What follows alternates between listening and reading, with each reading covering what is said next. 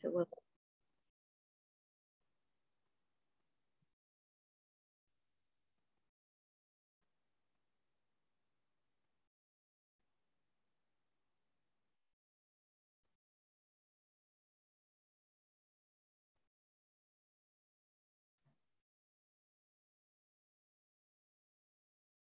OK.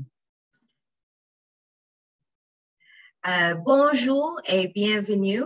Je m'appelle Samira et je suis la fondatrice de la Fondation Samira. J'ai reçu un diagnostic de NMOSD en 2014. Pardonnez mon français, s'il vous plaît. Je parle un peu, mais je comprends bien. Merci beaucoup d'être avec nous aujourd'hui. C'est avec grand plaisir que nous accueillons le premier webinaire en français. Et maintenant, j'ai l'honneur de vous présenter Professeur Roman Marinier et Dr. Julie Peak.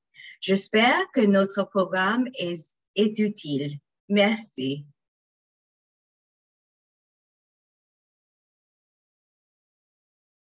Merci beaucoup, Soumaïra, pour cette présentation et bravo pour le français. Very impressive.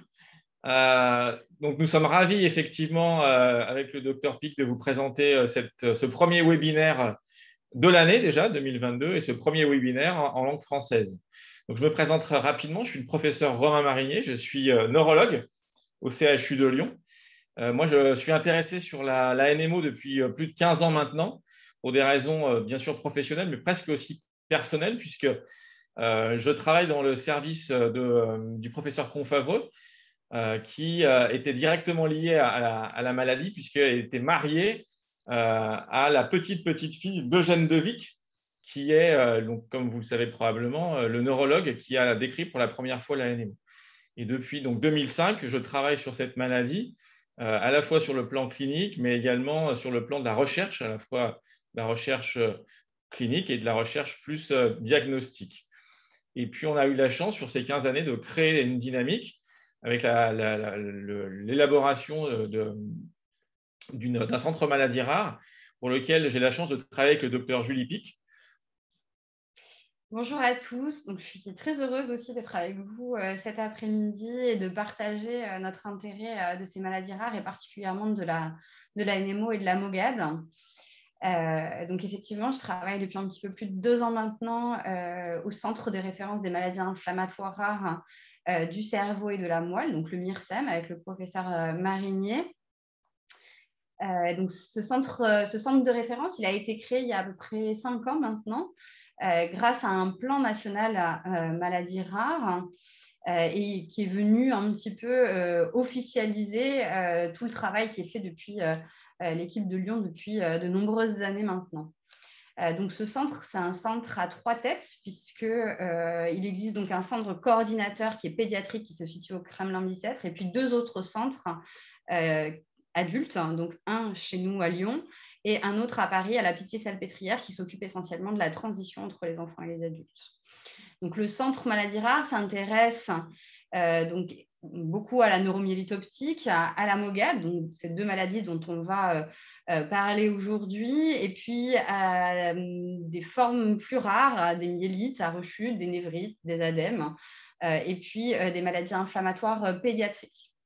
Donc, les rôles du centre de référence sont multiples.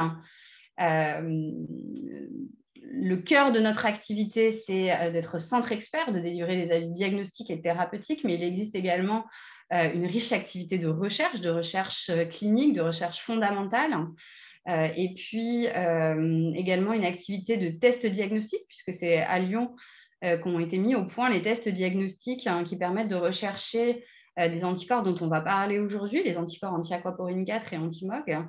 Et enfin, il existe une mission qui nous tient particulièrement à cœur et qu'on essaye de développer sur ces dernières années, qui est d'être un centre ressources pour les patients et de développer des outils d'information et de communication sur la maladie avec des liens forts avec les associations de patients, donc avec la Soumara Foundation maintenant, et puis avec l'association NMO France aussi.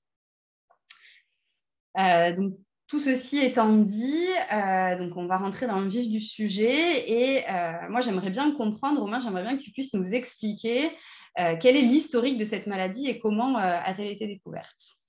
Merci beaucoup, Julie. Donc, simplement pour rebondir sur le message de Soumaïra, je vous invite tout au long de notre présentation à poser des questions sur le petit onglet questions-réponses qui nous permettront ensuite, il y aura donc 30 minutes environ dédiées à la présentation entre Julie et moi, et ensuite il y aura une vingtaine de minutes dédiées à la réponse et aux discussions avec vos questions. Donc, n'hésitez pas à poser des questions tout au fil de la présentation dans le petit onglet questions-réponses. Donc, pour répondre à ta question, en fait, il y avait une maladie qu'on connaît depuis très longtemps qui est la sclérose en plaques, que vous avez sûrement entendu parler aussi, qui est finalement la maladie la plus fréquente qui est neuro-inflammatoire du système nerveux. Mais depuis finalement assez longtemps, on se posait la question de savoir s'il n'y avait pas des cousines ou des sœurs de cette sclérose en plaques un peu différentes. Et ça, c'est toute l'histoire de la neuromyélite optique et plus récemment de la MOGAD, qui sont des maladies qui sont sous le même giron que la sclérose en plaques, qui sont des maladies du système nerveux, des maladies qu'on appelle inflammatoires, où le système immunitaire ne fonctionne pas très bien, mais qui sont différentes.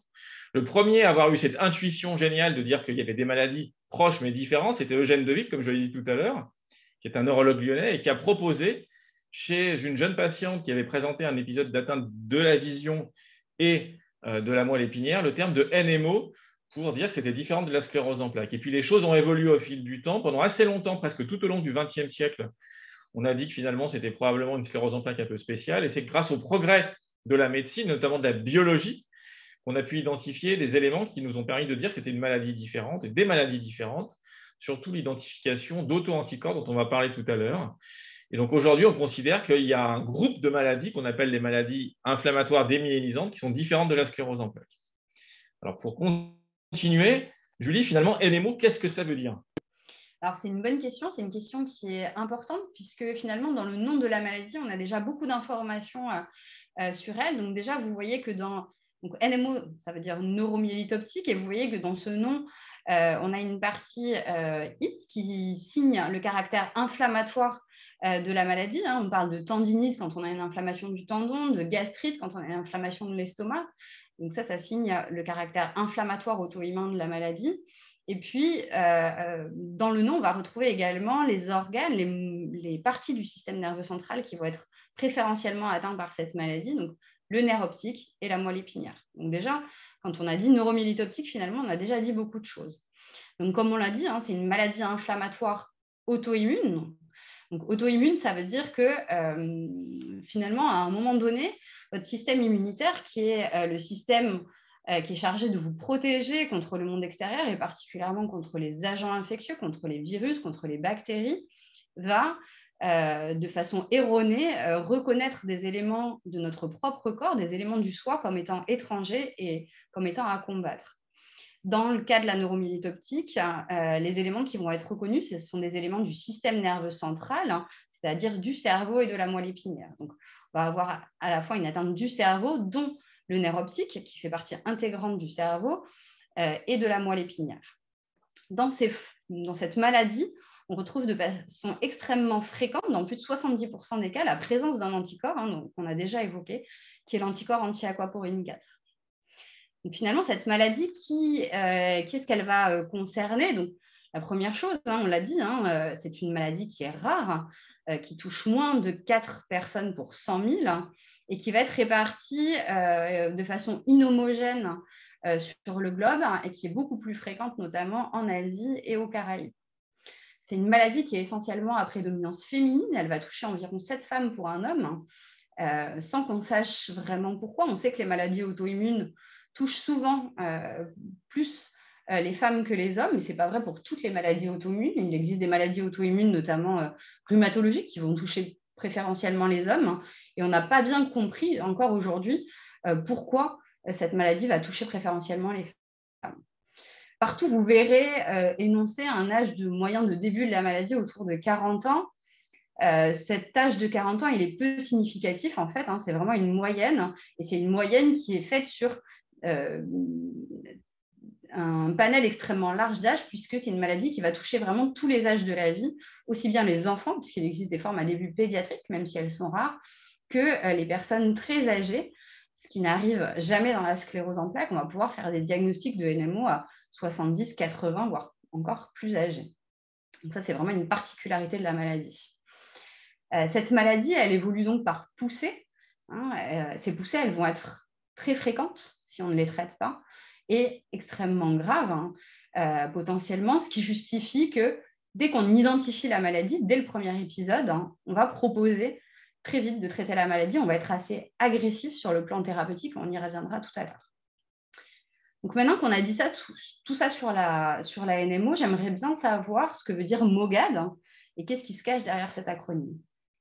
Merci Julie pour cette présentation très claire de la NMO. Je vais essayer d'être aussi clair sur la MOGAD. Alors MOGAD, c'est un acronyme anglais qui veut dire MOG, Antibody Associated Disease, ou en français, maladie associée aux anticorps anti-MOG. Donc, ce n'est pas très joli comme dénomination, mais on n'a rien trouvé de mieux pour l'instant. Donc, c'est aussi une maladie inflammatoire, comme la neuromyélite optique. C'est aussi une maladie auto-immune, comme la neuromyélite optique. Elle va toucher également le système nerveux, le cerveau, mais surtout le nerf optique, on y reviendra, et la moelle épinière. Et puis, parfois, surtout chez l'enfant, parce que c'est une maladie qui peut toucher l'enfant, on va y revenir, elle peut toucher de façon plus globale le système nerveux, ce qu'on appelle une encéphalomyélite aiguë disséminée. Donc, c'est une maladie qui reste une maladie rare, probablement un peu plus fréquente que la neuromyélite optique, mais plus rare que la sclérose en plaques. On n'a pas encore d'études très bien conduites parce que c'est une maladie d'identification assez récente, il y a une dizaine d'années environ. À la différence de la NMO et de la sclérose en plaques, elle ne va pas plus toucher la femme que l'homme, c'est à peu près équivalent, il y a autant d'hommes que de femmes qui sont touchés. L'âge de début moyen, là, il est un peu plus précoce que pour la NMO, c'est plutôt autour de 30 ans. Et ça touche vraiment parfois de façon plus fréquente les enfants, voire les très jeunes enfants. Il y a des maladies qui peuvent commencer à l'âge de 2 ou 3 ans. Alors, ce qui est important aussi, c'est que les symptômes vont être différents en fonction de l'âge. Chez le jeune enfant, ça peut souvent donner des tableaux, comme je l'ai dit tout à l'heure, très bruyants, qui vont toucher le cerveau, qui peuvent même parfois être graves, aller en réanimation, mais qui récupèrent la plupart du temps, heureusement, assez bien. Chez l'adulte, ça va toucher plus volontiers le nerf optique, donc le tableau le plus fréquent, Julie en parlera tout à l'heure, c'est celui d'une neuropathie optique, d'une névrite optique, d'un trouble de la vision. Alors, ce qui est intéressant aussi, c'est qu'il semble y avoir deux formes évolutives. On l'a dit que pour la NMO et aussi vrai pour la sclérose en plaques, c'est des maladies qui vont évoluer par épisodes, ce qu'on appelle des poussées, qui vont se répéter avec le temps si on ne traite pas. Dans la MOGAD, c'est un petit peu différent. Il y a une partie de patients, peut-être 40%, 50%, donc la moitié des patients, qui vont faire un seul épisode dans leur vie et puis c'est tout. Et puis il y a une autre moitié des patients qui va rentrer dans une maladie avec un risque plus important de faire de nouveaux épisodes.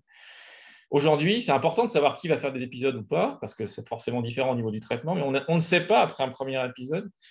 On n'a pas d'éléments, malheureusement, aujourd'hui, qui nous permettent de différencier les patients qui sont à risque de rechute ou pas. Donc, on travaille là-dessus, identifier les patients à risque de rechute. Donc, l'histoire naturelle de cette maladie, malheureusement, n'est pas encore très bien connue. Et pour revenir aux poussées, moi, j'ai une question pour Julie. Finalement, comment ça se manifeste une poussée? Comment on sait qu'on fait une poussée?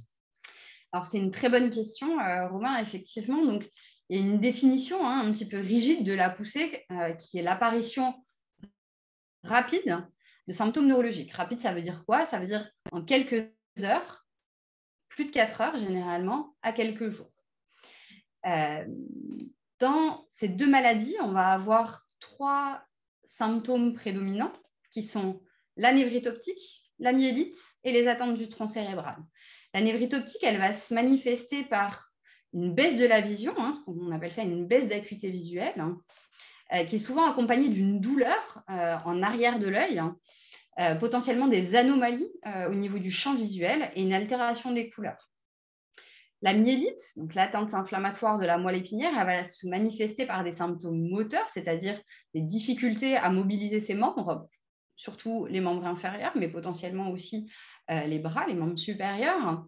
Des troubles sensitifs, c'est-à-dire une incapacité à sentir ce qui se passe au niveau des bras ou des jambes, ou des symptômes, des sensations qui sont déformées, parfois douloureuses même. Et enfin, ce qu'on appelle des troubles sphinctériens, donc essentiellement des troubles urinaires, donc des difficultés à uriner, soit à vider la vessie, soit une envie d'uriner qui est beaucoup trop présente, et également une constipation associée. Le troisième symptôme le plus fréquent, ce sont les atteintes du tronc cérébral. Ces atteintes du tronc cérébral, elles vont être un petit peu différentes en fonction de si on parle de MOGAD ou de NMO, on va y revenir juste après, mais elles vont donner essentiellement des symptômes de type nausée, vomissement, potentiellement des troubles de la vision, une vision double, et puis d'autres symptômes sur lesquels on va revenir. Donc, quelles sont les différences entre les poussées de NMO et de MOGAD, puisque là, on a des symptômes assez similaires, mais il y a quand même des choses un petit peu particulières sur le plan clinique qui nous font suspecter un diagnostic ou l'autre. Donc, dans la neuromyélite optique, les poussées sont extrêmement sévères, de même que potentiellement dans la MOGAD. La différence entre les deux, c'est que dans la MOGAD, souvent les symptômes récupèrent très bien, hein, Romain l'a dit tout à l'heure déjà, et les symptômes sont très sensibles à la cortisone qu'on donne au cours d'une poussée, on reviendra là-dessus aussi. Dans la NMO, souvent la récupération est beaucoup moins bonne et nécessite des traitements souvent plus agressifs, et puis derrière, de la rééducation, on y reviendra aussi. Donc, dans la neuromyélite optique, on va avoir des névrites extrêmement fréquentes et qui peuvent être très sévères, hein, jusqu'à la perte de la vision, malheureusement, des myélites qui sont également sévères, et puis donc une atteinte du tronc cérébral très particulière qu'on appelle le syndrome de l'area postrema, qui se manifeste par des nausées, des vomissements et un hoquet qui sont dits incoercibles, c'est-à-dire qui vont être très très fréquents au cours de la journée et se répéter sur plusieurs jours de manière totalement inhabituelle, pas du tout comme un hoquet qu'on peut avoir de temps en temps, qu'on a tous. Dans la MOGAD, la névrite optique, elle est extrêmement fréquente, hein, c'est le symptôme le plus fréquent, et elle est assez volontiers bilatérale, c'est-à-dire toucher les deux yeux en même temps ou de manière rapprochée, on dit chez à peu près la moitié des patients. L'atteinte de la moelle épinière, elle se fait préférentiellement plutôt en bas de la moelle épinière et peut être du coup un petit peu plus souvent responsable de problèmes urinaires. Et puis l'atteinte du tronc cérébral, elle est un petit peu moins spécifique. Elle va donner par exemple des troubles de l'équilibre, une vision double, des difficultés de l'articulation. Et puis il y a ce tableau très particulier qu'a déjà évoqué Romain, qui est celui de l'ADEME, l'encéphalomyélite aiguë disséminée, qui est une inflammation un petit peu généralisée à la fois du cerveau et de la moelle épinière et qui touche préférentiellement les enfants. Donc, dans la neuromyélite optique, les séquelles sont un petit peu plus fréquentes, hein, on l'a dit, la récupération est souvent moins bonne.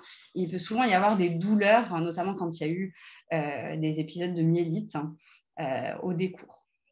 Dans la MOGAD, les séquelles sont moins fréquentes, mais elles sont souvent des fois un peu moins visibles et un peu sous-estimées, notamment en ce qui concerne les troubles urinaires. Et donc, s'il y a des symptômes un petit peu bizarres comme ça au niveau urinaire, il ne faut pas hésiter à en parler à votre neurologue. Donc, maintenant qu'on a parlé des symptômes, en fait, Romain, est-ce que tu peux nous dire comment en pratique on va poser le diagnostic formel de ces maladies? Bien sûr, c'est la question cruciale, hein.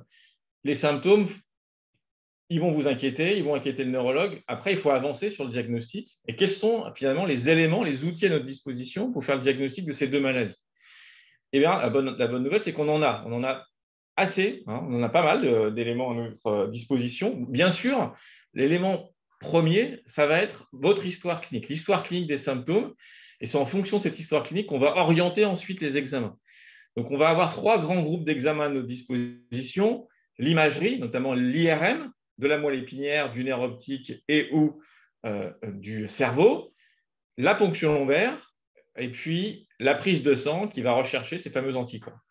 Alors, l'IRM, je pense que la plupart d'entre vous, sinon tout le monde a déjà eu une IRM, l'objectif, c'est de regarder s'il y a des images qui expliquent les symptômes. Donc, en fait, on va orienter l'IRM en fonction des symptômes. C'est-à-dire que si vous avez des symptômes visuels, on va regarder à l'IRM vos voies visuelles et le cerveau. Si vous avez des symptômes qui ressemblent à une atteinte de la moelle épinière, on va d'abord faire une IRM de la moelle épinière et ensuite on va compléter par une IRM du cerveau. Et puis s'il y avait des symptômes plus riches, on peut commencer par une IRM du cerveau. Donc ça permet en fait de corréler, hein, de valider les symptômes que vous avez. Donc c'est un examen qui n'est pas forcément dangereux, ça c'est sûr, mais surtout pas très agréable, hein. Il dure un petit moment, entre 20 et 40 minutes, vous êtes allongé, il y a du bruit, c'est un petit peu anxiogène, hein, parce qu'on est dans une pièce qui est fermée, on est tout seul.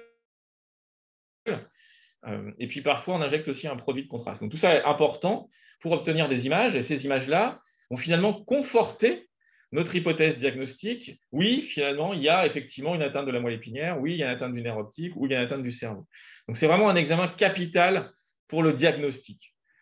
Le deuxième examen qu'on vous a proposé ou qu'on va vous proposer, si vous faites un tableau neurologique, c'est celui de la ponction lombaire. Donc la ponction lombaire, c'est un geste qui fait peur.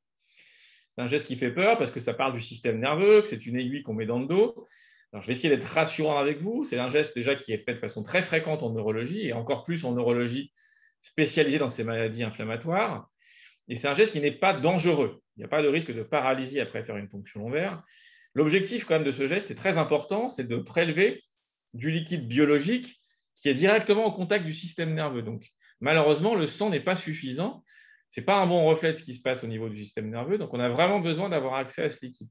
Et la ponction lombaire, elle se fait au niveau lombaire, donc en bas du dos, parce qu'à cet endroit-là, il n'y a plus de moelle épinière. Donc, on n'a pas de risque d'endommager le système nerveux. Donc, c'est une piqûre, ce n'est pas très agréable. On retire quelques gouttes de liquide, c'est suffisant. Et ensuite, on va l'analyser dans les laboratoires. Alors, on va chercher quoi? On va chercher de l'inflammation, en fait.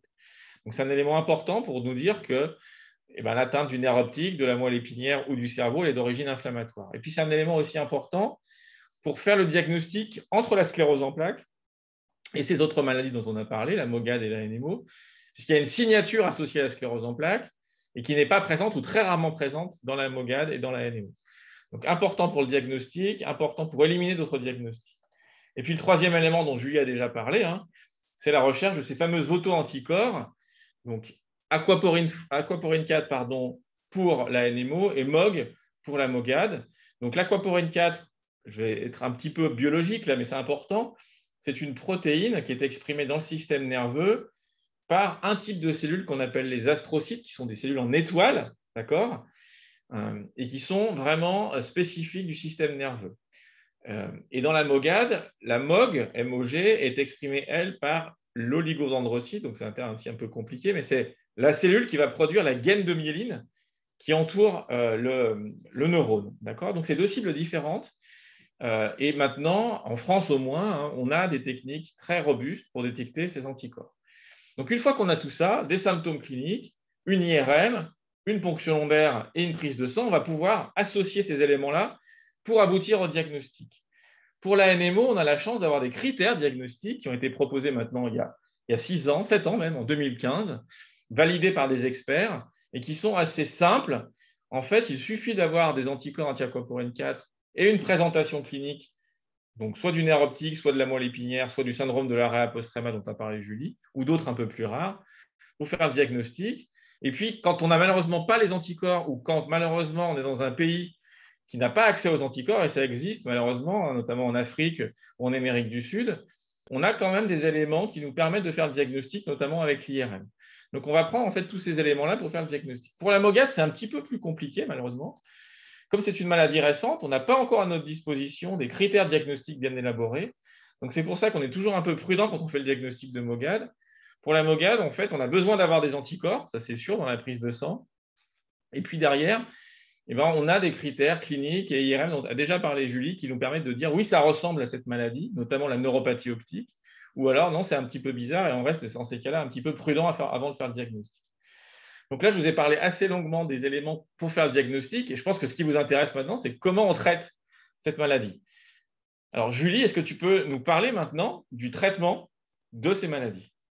Effectivement, donc c'est très important, le traitement. On va séparer un petit peu en deux le traitement. On va commencer par parler du traitement aigu, du traitement de la poussée. Donc, la première chose, c'est que le traitement de la poussée de NMO, c'est une urgence thérapeutique. On l'a dit, les poussées, elles peuvent être très sévères, très graves. Donc, il faut les prendre en charge le plus vite possible. On sait que le délai de prise en charge est important pour la récupération et donc il faut vraiment réagir le plus vite possible. Et vous, de la même façon, dès que vous avez des symptômes, il faut contacter votre neurologue, des urgences, un médecin qui puisse vous prendre en charge.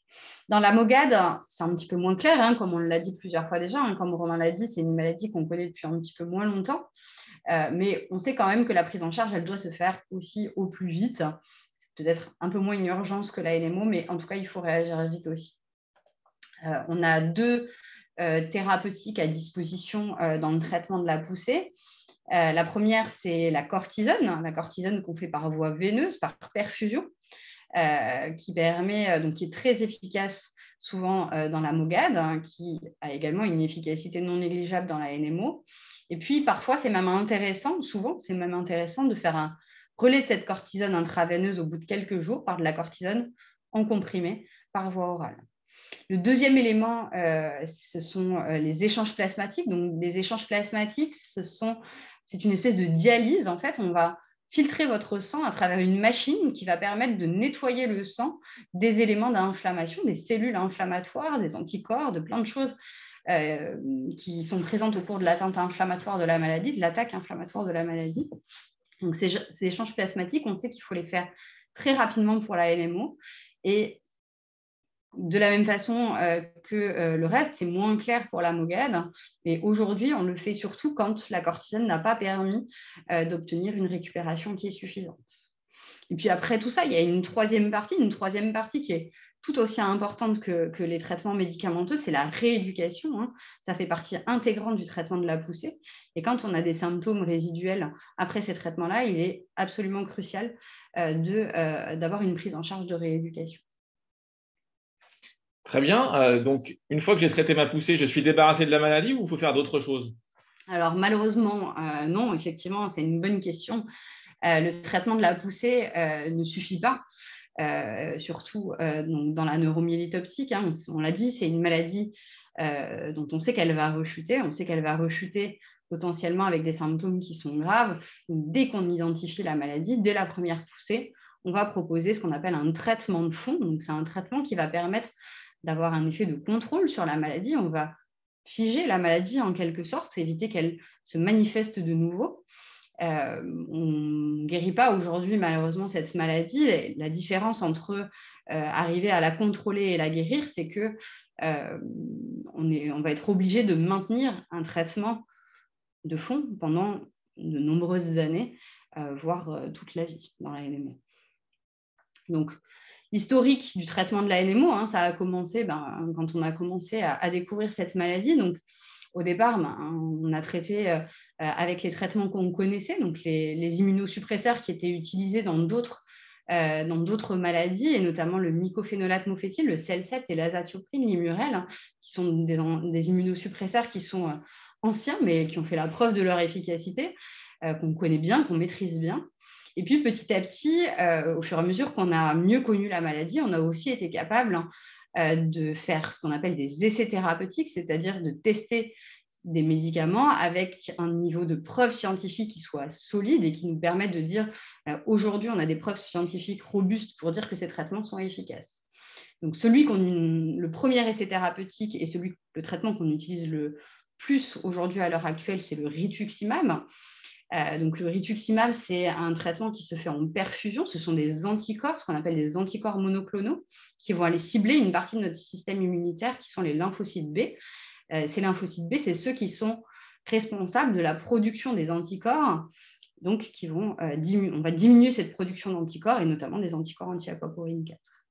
Et puis, on a la chance maintenant d'avoir vu 3 essais thérapeutiques avec 3 nouvelles molécules arriver dans la NMO. Donc ça, c'est quelque chose d'extrêmement positif, et ça montre qu'il y a un intérêt scientifique énorme pour ces maladies. Et ça a beau être des maladies rares, ce ne sont pas des maladies orphelines, il y a des gens qui s'intéressent à ces maladies.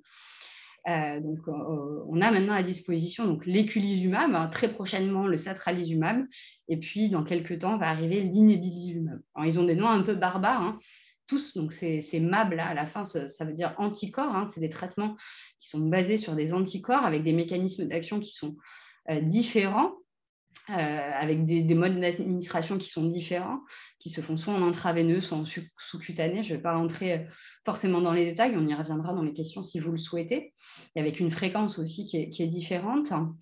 Et un point qui me paraît important à souligner, c'est que dans l'utilisation de tous ces traitements, donc quels qu'ils soient, hein, des premiers, des plus vieux immunosuppresseurs jusqu'aux plus récents, on reste sur des traitements qui sont de type immunosuppresseur, c'est-à-dire qui vont aller diminuer, qui vont aller modifier la façon dont fonctionne votre système immunitaire pour diminuer l'attaque auto-immune. Mais le corollaire de ça, c'est qu'on va aussi diminuer la capacité de votre système immunitaire à vous protéger contre les infections. Donc, ce qui va être important, c'est de surveiller ce risque infectieux, de rester bien vigilant. En pratique, ça se passe bien. Ces traitements, ils sont bien tolérés, mais il ne faut pas lever la vigilance. Et ce qui va être important, et ce avec quoi on est parfois peut-être un petit peu pénible, mais à raison, ce sont les vaccinations, parce qu'aujourd'hui, la vaccination, finalement, c'est le seul moyen qu'on a de prévenir les infections, d'être préventif et pas juste de traiter une infection quand elle arrive. Donc ça, c'est très important. Il y a une vaccination qui est même obligatoire pour l'éculizumab, qui est donc le traitement qui est déjà actuellement commercialisé, puisque c'est un traitement qui va cibler une partie particulière du système immunitaire qu'on appelle le complément. Et ce complément, il est responsable du contrôle de certaines infections par ce qu'on appelle des germes encapsulés, dont le méningocoque. Et donc, il faut absolument être vacciné contre ce méningocoque, qui est une bactérie qui donne des méningites, qui peuvent être graves. Donc, ça va être très important d'être vacciné contre ce germe. Et puis aussi, on vous apprend à reconnaître des signes d'infection. Quels sont les principaux signes de l'infection? Ça, c'est très important aussi pour vous. Julie, c'est très clair pour les traitements de la NMO. Est-ce aussi clair pour les traitements de la MOGAD? Alors malheureusement, ce n'est pas aussi clair pour les traitements de la MOGAD, effectivement. Donc on l'a dit à maintes reprises maintenant, c'est une maladie qu'on connaît depuis moins longtemps, donc on n'est pas aussi avancé que dans les traitements de la NMO, mais les choses avancent et on est vraiment à une époque charnière qui est très importante. Et on est très content de voir que les choses bougent. Donc de la même façon que dans la NMO, on a utilisé de façon empirique des immunosuppresseurs oraux, les mêmes finalement, le CEL7, l'Immurel. Et puis plus récemment, on voit émerger un intérêt grandissant pour deux types de molécules. Donc, une de ces molécules, c'est la même qu'on utilise dans la NMO, là, le satralizumab, les anticorps anti-récepteurs de l'IL-6. Et puis, un autre traitement un petit peu particulier qui sont les immunoglobulines intraveineuses polyvalentes. Alors là, je dis plein de gros mots. On pourra revenir dessus si vous le souhaitez un petit peu après. Et puis surtout, il y a 2 essais thérapeutiques qui vont débuter dans cette maladie, 3 essais thérapeutiques qui vont débuter dans cette maladie très prochainement. Donc, on est très content de voir arriver ça et d'avoir des choses à proposer avec des preuves solides dans cette maladie. Alors, tu nous as expliqué qu'il y avait des médicaments, certains assez spécifiques pour la NMO. Pour la MOGAD, c'est un peu moins clair, mais il y a quand même des médicaments. Alors, quand je commence un traitement, finalement, je le prends pendant combien de temps, ce traitement? Alors, c'est une bonne question. Pour la NMO, globalement, le traitement, il va être pris pendant extrêmement longtemps, voire toute la vie. On l'a dit, cette maladie, elle a ça de particulier qu'elle peut survenir à n'importe quel âge de la vie, y compris un âge très tardif. Ce qui fait qu'on est très inquiet d'interrompre les traitements de la NMO, qu'on va les garder extrêmement longtemps au cours de la vie. Pour la MOGAD, c'est beaucoup moins évident. Déjà, il est beaucoup moins évident de savoir à quel moment on traite la maladie. Donc, on a dit, c'est une maladie qui peut rester avec un seul épisode, on dit monophasique, isolé. Donc, on ne la traite pas forcément dans ces cas-là. Et donc, quand on a fait la preuve que la maladie est à risque de rechute, on va proposer des traitements. Et pour l'instant, on a du mal à savoir combien de temps il faut garder ces traitements. Donc ça va nécessiter encore d'autres travaux, d'autres études qui sont en cours. D'accord, donc là, on a longuement parlé des médicaments qui sont une chance dans la prise en charge de cette maladie. Ça suffit ou il y a d'autres choses qu'on peut proposer pour la prise en charge? Alors, tout à fait. Donc, non, ça ne suffit pas, évidemment. La prise en charge des maladies chroniques, des maladies neurologiques s'accompagne de beaucoup de spécialistes, de beaucoup d'intervenants qui peuvent aider et qui peuvent aider notamment à gérer les séquelles des poussées. Donc, on travaille toujours en étroite collaboration avec les médecins rééducateurs, notamment, avec des kinésithérapeutes, bien entendu, avec des orthophonistes, des ergothérapeutes, tout un tas de professionnels de santé qui peuvent nous aider à prendre en charge cette maladie, avec les ophtalmologues aussi. On a dit que c'était des maladies qui touchaient assez fréquemment le nerf optique. Et puis, on essaye, nous, de notre côté aussi, de vous aider au maximum en développant des outils d'information, des ateliers d'éducation thérapeutique, donc des ateliers qui vous permettent d'acquérir des connaissances pour mieux comprendre et pour mieux maîtriser votre maladie. Et puis, on essaye d'avoir des liens forts avec les associations de patients pour vous aider au quotidien. Donc, on est très content d'avoir ce lien avec la Soumara Foundation et puis on a des liens très forts aussi avec l'association NMO France. Merci Julie, je crois qu'on a fait déjà un bel aperçu de questions qu'on pouvait poser autour de ces deux maladies. Et je pense qu'on a encore la chance d'avoir une vingtaine de minutes qui seront maintenant dédiées aux questions-réponses. Donc, ce qu'on va faire, c'est qu'on va prendre les questions qui sont déjà posées, puis s'il y en a d'autres qui vont arriver, on y répondra au fil de l'eau. Donc, je vais y aller dans l'ordre. Je vais aller sur la discussion. Alors, bonjour. Tac, tac, tac. Alors, il y a des questions qui font un peu peur déjà, qui nous sont posées. Une poussée peut-elle être mortelle? On ne va peut-être pas commencer par cette question, mais on reviendra après sur la sévérité. Je vais regarder s'il y a d'autres questions. Tac, tac, tac. Ok, bon, il y a pas mal de questions. Alors, bon, on peut commencer par celle qui fait le plus peur, et puis après, on va revenir en arrière. Donc, une question, c'est est-ce qu'une poussée peut être mortelle? Alors, on va essayer peut-être déjà de séparer les maladies. On va parler de la NMO d'un côté, comme l'a fait Julie, et de la MOGAD de l'autre, en gardant en tête que la NMO est une maladie malheureusement effectivement plus sévère que la MOGAD la plupart du temps, avec un risque plus important de séquelles, et avec un risque effectivement parfois même de séquelles très graves.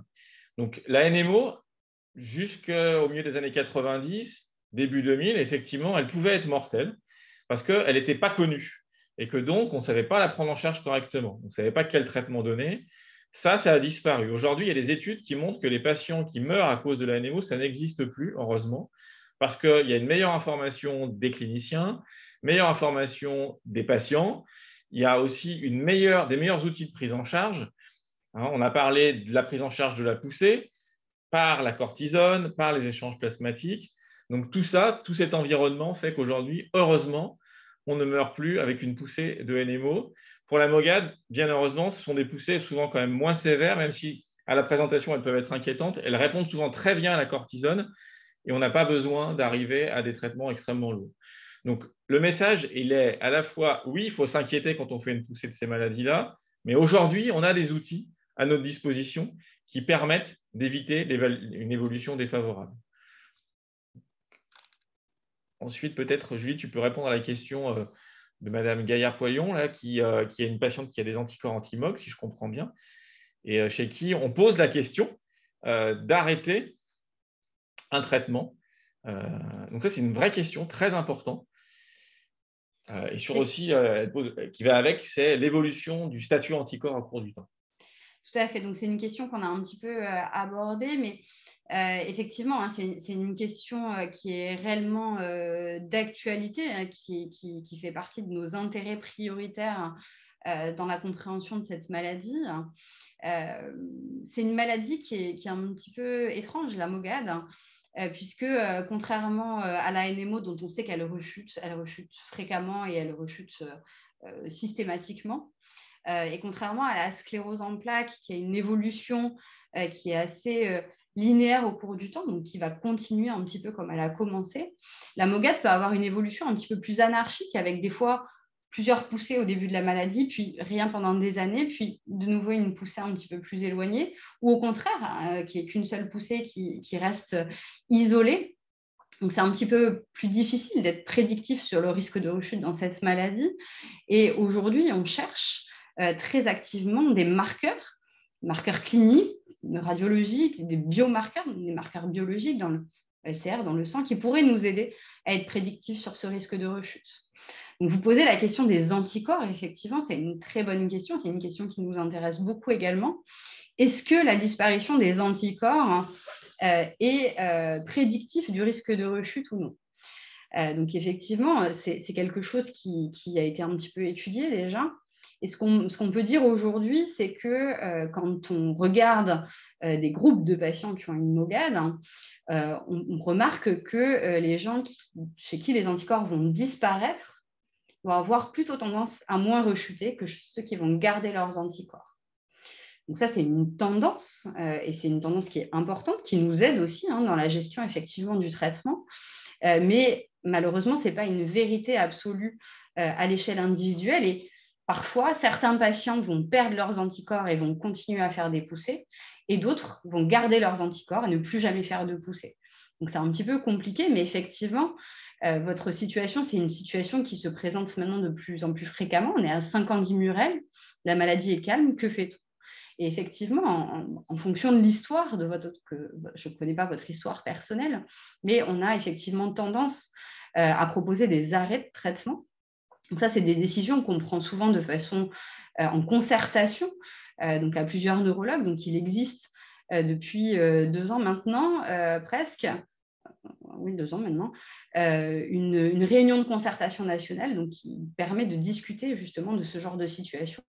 Et c'est des décisions qu'on aime bien prendre à plusieurs, puisque la réponse n'est malheureusement pas tranchée oui, non, noir-blanc. C'est quelque chose de compliqué et qui nécessite, pour lesquels on n'a pas assez d'informations pour répondre de manière formelle. Donc, mais c'est une question très intéressante. Merci Julie pour cette réponse le plus claire possible dans la situation de nos connaissances aujourd'hui. C'est vrai que la MOGAD est un peu particulière. C'est la seule maladie inflammatoire pour laquelle on se pose la question d'arrêter un traitement parce que l'évolution, la plupart du temps, est quand même beaucoup plus rassurante. Donc, c'est une vraie question. Et puis, c'est un élément aussi de rapport bénéfice-risque. On va peut-être en parler tout à l'heure avec la COVID aussi. Le traitement par Immurel est un traitement efficace, mais c'est un traitement qui augmente un risque d'infection. Donc, il est important de réévaluer régulièrement le rapport entre le bénéfice du traitement et puis son risque aussi. Et donc, se pose cette question-là de façon très présente dans la MOGAD. Et effectivement, on cherche aujourd'hui des éléments qui nous permettent de répondre et de rassurer les patients sur le fait qu'on peut arrêter ou non un traitement. Donc, on a une question de Madame Cochin qui est « Ma mère a une NMO, moi j'ai une sclérose en plaques. Et il faut vérifier qu'une sclérose en plaques n'évolue pas vers une NMO. » Alors, plusieurs éléments de réponse. La NMO et la sclérose en plaques, aujourd'hui, sont des maladies différentes. Ça a été démontré. J'espère qu'on a essayé de vous le montrer aussi par la présentation tout à l'heure. L'autre question, c'est finalement, est-ce qu'il y a des maladies qui sont ce qu'on appelle reliées et par une forme familiale? Alors, c'est des questions, c'est des histoires qui existent. On a des patients qui nous disent « Moi, j'ai quelqu'un dans ma famille qui a une sclérose en plaques alors qu'on le suit pour une NMO. » C'est des choses qui sont exceptionnelles, mais ce n'est pas impossible. Toute la question est de savoir s'il y a un continuum entre ces deux maladies. Finalement, est-ce qu'elles dérivent l'une de l'autre en étant différentes? Ou est-ce que, comme vous le soulignez dans votre question, Mme Cochin, est-ce qu'on ne s'est pas trompé de diagnostic pour l'un ou pour l'autre? Finalement, quand on reprend l'histoire, on se dit bah non, finalement, on avait dit que c'était une sclérose en plaques, mais ça ressemble plus à une NMO, ou dans l'autre sens. Donc, c'est effectivement important de régulièrement réévaluer les éléments à notre disposition, avec les outils à notre disposition aussi. On avait l'IRM, c'est très bien. On a eu ensuite les anticorps. On espère à l'avenir avoir d'autres marqueurs qui nous permettent d'affiner ce diagnostic. Mais je crois que vous avez raison, il est important régulièrement de réévaluer le diagnostic. Peut-être tu peux répondre à la question de Madame Lascret. Tout à fait. Donc, la question est « Bonjour, je suis actuellement indéterminée depuis février 2019. Mon neurologue me dit que j'ai les symptômes de la sclérose en plaques et de la NMO. Donc, ça ne permet pas de déterminer mon statut. Est-ce qu'un jour, j'aurai un diagnostic ou je resterai sans diagnostic ?» C'est une question qui est également très importante. On l'a dit et on a essayé de vous l'expliquer en vous expliquant un petit peu l'historique de cette maladie. Les symptômes cliniques de la NMO et de la sclérose en plaques qui peuvent être très proches. On a longtemps pensé que les patients qui avaient des NMO avaient des scléroses en plaques. Donc, ce n'est pas toujours très facile de faire le diagnostic. Il y a des éléments qui nous permettent de nous orienter, l'IRM, la ponction lombaire, mais malheureusement, des fois, ce n'est pas aussi simple. Il peut y avoir à la fois un petit peu des arguments pour de la NMO, un petit peu des arguments pour de la sclérose en plaques et on a du mal à trancher. Les situations où on a du mal à trancher, notamment, c'est les situations où on n'est pas sur une forme typique de sclérose en plaques et on ne va pas retrouver dans le sang d'anticorps, les anticorps dont on vous a parlé, ces anticorps qui signent quand même de manière très forte, assez formelle, une MOGAD ou une NMO, les anticorps anti-aquaporine 4 ou anti-MOG. Et il reste encore aujourd'hui des situations où on ne trouve pas ces anticorps et où on n'a pas tous les critères de sclérose en plaques. Donc, on appelle ça aujourd'hui des NMO séronégatives, négatives pour les anticorps dans le sang. Donc, c'est des situations qui sont un petit peu plus compliquées, mais ce qui est important, je pense, c'est de savoir dans quel cadre on se situe. On sait que c'est des maladies auto-immunes, des maladies inflammatoires, on sait les traiter malgré tout. On a des choses à proposer dans ces cas-là et effectivement, peut-être qu'on n'aura jamais formellement la réponse à votre question, mais ce n'est pas une situation facile de ne pas avoir de diagnostic bien précis à mettre et de non bien précis à mettre sur la maladie. Mais finalement, ce qui est important, c'est qu'on puisse proposer une prise en charge qui soit adaptée et qui permette de contrôler la maladie, je crois. Merci Julie. Donc, pour revenir à la question de Mme Bouillet qui était sur la sévérité des poussées, il y a en parallèle posé une question sur le statut anticorps aquaporine 4. Donc, Julie, tu en as parlé pour les MOG. Pour les aquaporine 4, c'est un petit peu différent. La très grande majorité des patients qui ont des anticorps anti-aquaporine 4 vont les garder au cours du temps. Et il n'y a pas finalement de lien entre la présence de ces anticorps ou leur taux. On appelle parfois le titre d'anticorps. C'est des résultats qu'on peut avoir biologiques. Il n'y a pas de lien entre cette quantité d'anticorps et le risque d'évolution de la maladie. Et comme on l'a dit, malheureusement, dans la NMO aquaporine 4, le risque il est toujours présent. Et donc, on considère qu'on continue le traitement. Alors, il y a un travail récent qui a été proposé par nos collègues coréens qui visait à évaluer ce qui se passait quand on arrêtait les traitements. Alors, malheureusement, la plupart du temps, les patients ne souhaitaient pas arrêter les traitements, mais en Corée, les traitements ne sont pas gratuits, sont pris en charge par les assurances. Et parfois, quand vous n'avez plus de moyens, vous n'avez plus de moyens de payer les médicaments. Donc, c'était des patients qui étaient dans une situation où, malgré eux, ils devaient arrêter les traitements. Et ce qui se passait quand on arrêtait les traitements, malgré une période parfois de plusieurs années, voire 5 ans, 10 ans de traitement, et que la maladie était complètement éteinte, elle se réveillait à chaque fois, y compris chez les patients, chez les quelques patients chez qui l'anticorps avait disparu. Donc finalement, surveiller la présence de l'anticorps, ça ne sert pas à grand-chose parce que dans tous les cas, les patients qui ont une ANMO aujourd'hui, on les traite de façon très prolongée. Donc il y a une question, Madame Cochin, sur la signature de la sclérose en plaques à la ponction lombaire. Effectivement, donc la ponction lombaire, elle nous donne des éléments qui sont positifs pour le diagnostic, donc qui nous font penser au diagnostic du NMO. Mais il y a aussi des éléments qui vont exclure d'autres diagnostics, et donc notamment la sclérose en plaques. Et donc, il y a quelque chose qui est important et qui est extrêmement fréquent dans la sclérose en plaques, dans la ponction lombaire, c'est ce qu'on appelle la présence de bandes oligoclonales, qui signent la présence d'une inflammation dans le liquide céphalorachidien.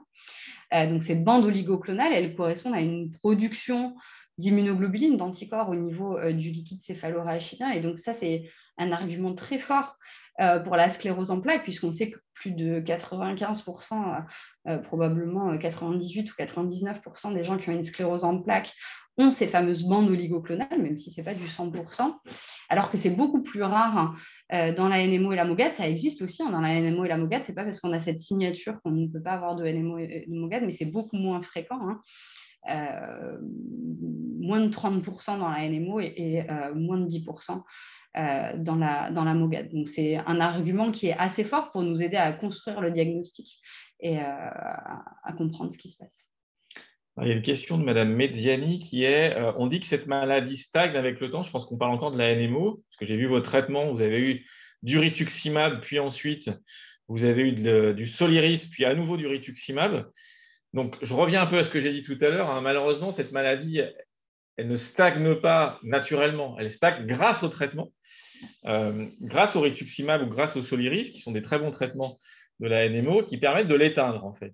Et si on arrête ces traitements, malheureusement, on sait que la maladie risque de se réveiller. Alors, on a finalement un autre choix qui est celui de la désescalade thérapeutique. Alors, qu'est-ce que ça veut dire? Ça veut dire qu'on ne va pas arrêter complètement les traitements, mais on va passer à un traitement peut-être un petit peu moins fort. Et c'est ce qui vous est proposé. C'est vrai que le Soliris, c'est un traitement qui est très fort, qui aujourd'hui en France n'est disponible que chez des patients qui ne répondent à aucun autre traitement. On le donne un petit peu en dernière chance parce qu'il est très fort, mais aussi parce qu'il est un peu contraignant, comme vous le soulignez, notamment parce qu'il nécessite des infusions tous les 15 jours à l'hôpital. Et donc, il peut arriver qu'on augmente jusqu'au Soliris et puis on rediminue ensuite parce qu'on a un petit peu éteint le processus de la maladie. Alors, on ne prend pas le risque d'arrêter complètement les traitements, mais on se dit, bon, on a passé un cap et on rediminue un peu le traitement. Donc, c'est quelque chose qui est en train d'être évalué.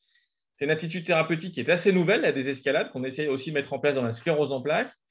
Donc, on commence à avoir des données et effectivement, ça pourrait être quelque chose d'intéressant. On limiterait le risque d'exposition à des médicaments très actifs tout en maintenant le contrôle de la maladie. Mais ça risque à être validé sur le long terme. On va passer à la question suivante. Donc, on a une question qui nous demande et qui revient visiblement souvent donc chez les patients. Peut-on être diagnostiqué NMO ou MOGAD sans présence d'anticorps anti-MOG ou anti-aquaporine 4 ? Alors, c'est une extrêmement bonne question. Donc, on a, pour la NMO, la réponse est plus facile, comme d'habitude.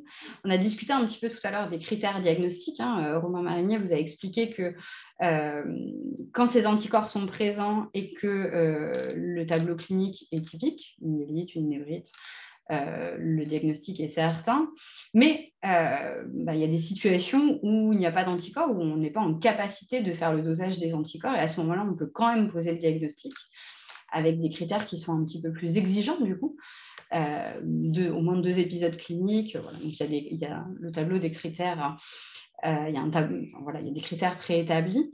Mais oui, effectivement, on peut poser le diagnostic de NMO sans qu'il y ait des anticorps anti-aquaporine 4. Pour la MOGAD, c'est plus complexe. Aujourd'hui, on ne parle pas de MOGAD sans anticorps anti-MOG. La présence des anticorps est vraiment extrêmement importante. On voit évidemment des situations où tous les éléments cliniques, radiologiques, de ponction lombaire vont nous faire évoquer le diagnostic, mais aujourd'hui, on ne peut pas retenir le diagnostic si on n'a pas d'anticorps anti-MOG. Alors, comme on vous l'a dit, pour le moment, il n'y a pas de critères, mais ces critères, ils vont arriver, ils sont en cours de réflexion et de construction. Et puis, il y a un élément qui est important et qu'il faut discuter, je pense. Donc on l'a un petit peu évoqué tout à l'heure sur une autre question, ces anticorps, ils peuvent disparaître au cours du temps. On peut faire un épisode, et puis derrière, ces anticorps, chez certaines personnes, ils vont persister, chez certaines personnes, ils vont disparaître. Donc des fois, on se retrouve dans des situations où il y a eu une histoire qui est très évocatrice, mais on n'a pas d'anticorps, et c'est impossible de savoir a posteriori si ces anticorps, ils ont été présents ou pas au moment de l'épisode. Et en tout cas, aujourd'hui, ils sont indispensables pour poser le diagnostic. Merci Julie. Alors, là, une question un peu plus précise sur les effets secondaires potentiels, notamment du rituximab. Donc là, Madame Chaïb nous parle d'une neutropénie. Donc une neutropénie, c'est une baisse d'un certain nombre de globules blancs, qu'on appelle les neutrophiles. Et oui, c'est un effet indésirable potentiel du rituximab qui est associé donc dans ces cas-là à un risque plus important d'infection, qui n'est pas spécifique au rituximab. D'autres médicaments immunosuppresseurs peuvent aussi entraîner des neutropénies. Donc, c'est pour ça que c'est très important, quand vous avez ces traitements dont on parle depuis tout à l'heure, qu'on appelle tous immunosuppresseurs, d'y associer une surveillance biologique par des prises de sang pour regarder s'il y a des éléments comme la neutropénie. On va aussi beaucoup regarder sous rituximab votre taux d'anticorps, ce qu'on appelle les gamma-globulines, et il y a un risque de baisse de ces gamma-globulines avec le temps, et ce risque-là est corrélé à un risque plus important de faire des infections. Et puis, bien sûr, comme l'a dit Julie tout à l'heure, ce qui me semble extrêmement important, c'est de la pédagogie, informer le patient, informer le médecin généraliste, informer le spécialiste de ces risques infectieux pour les prendre en charge s'ils sont malheureusement présents de façon le plus rapide possible pour éviter une évolution défavorable de ces complications infectieuses. Et pour continuer sur les infections, je crois qu'il y a une question, je vais te laisser y répondre Julie, concernant la Covid. On n'aura pas le temps d'aborder toutes les questions concernant la Covid aujourd'hui, mais on peut peut-être déjà répondre à cette question sur la vaccination anti-Covid. Donc, la question de Madame Lascré est concernant le vaccin contre le Covid. J'ai ma 3e dose, je l'ai faite le 16 septembre 2021. Dois-je en faire une 4e ou pas? Est-ce que mon pass sanitaire va s'annuler? Alors, il y a 2 questions et 2 parties, je pense, de la question qui sont importantes. Une partie médicale, une partie gestion du risque infectieux, puis une partie un petit peu administrative qui concerne le pass sanitaire. Ce terme de 3e dose ou de 4e dose, c'est un mauvais terme, c'est un terme qui a été mal choisi parce qu'il ne veut pas dire grand-chose. En fait, la proposition qui est faite aujourd'hui par les autorités de santé, c'est celle d'un rappel vaccinal.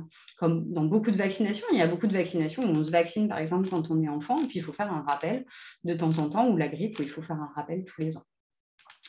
Donc, le vaccin contre le Covid présente un schéma initial, c'est-à-dire un certain nombre d'injections au moment de la première vaccination. Et puis, là, il a été proposé un rappel 3 à 6 mois après la dernière injection.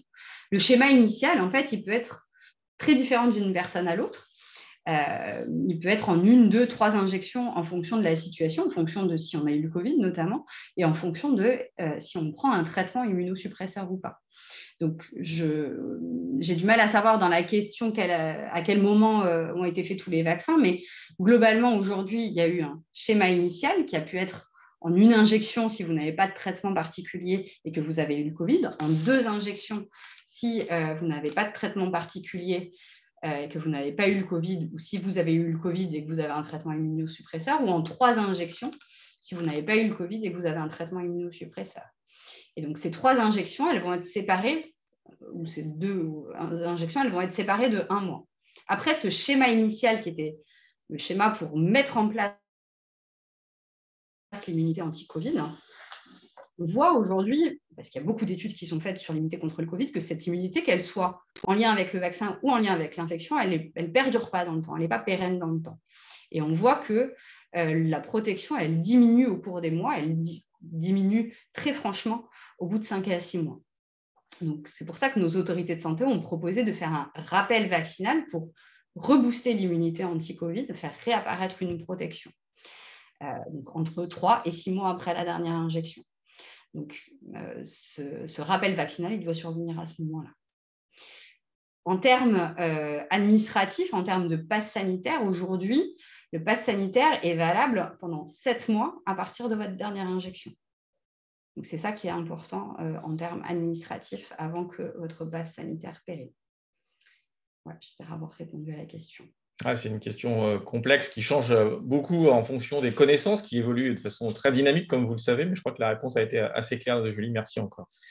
Il y a une question très importante, très intéressante posée par Mme Masrel, qui est: y a-t-il des paramètres qui permettent de suivre l'activité de la maladie NMO? Ça, c'est une question fondamentale pour nous. C'est-à-dire, qu'est-ce qu'on a des moyens de savoir si la maladie est active ou non active et qui vont nous guider sur la prise en charge thérapeutique sur le long cours? La réponse va être un petit peu décevante, j'en suis désolé. Finalement, le seul moyen à notre disposition, c'est la clinique. Et donc, on va évaluer l'efficacité d'un traitement sur le fait qu'il n'y ait pas de nouvel épisode clinique. Alors, ce n'est pas toujours facile de savoir ce que c'est qu'un nouvel épisode clinique. Julie vous a proposé une définition de ce que c'est qu'une poussée. Et on sait que des fois, il y a des symptômes qui peuvent ressembler à des poussées qui n'en sont pas. Des fois, c'est des symptômes un peu discrets. Donc, ce n'est pas toujours très simple. Donc, on cherche aujourd'hui à identifier d'autres éléments qui pourraient nous aider pour valider ou évaluer une activité. Et aujourd'hui, on est encore un peu en difficulté. Dans la sclérose en plaques, on utilise beaucoup l'IRM, parce qu'on sait que l'IRM, elle peut évoluer indépendamment de la clinique. Dans la NMO, ce n'est pas le cas. C'est-à-dire qu'il n'y a pas d'évolution, ou très rarement une évolution IRM sans évolution clinique. Donc, c'est pour ça que la plupart de nos patients NMO, ils n'ont pas d'IRM de façon très régulière, parce que ça ne sert pas à grand-chose, finalement. Il y a des travaux aujourd'hui qui visent à évaluer des biomarqueurs. Donc, on a dit que l'anticorps aquaporine 4, ça ne sert pas à grand-chose.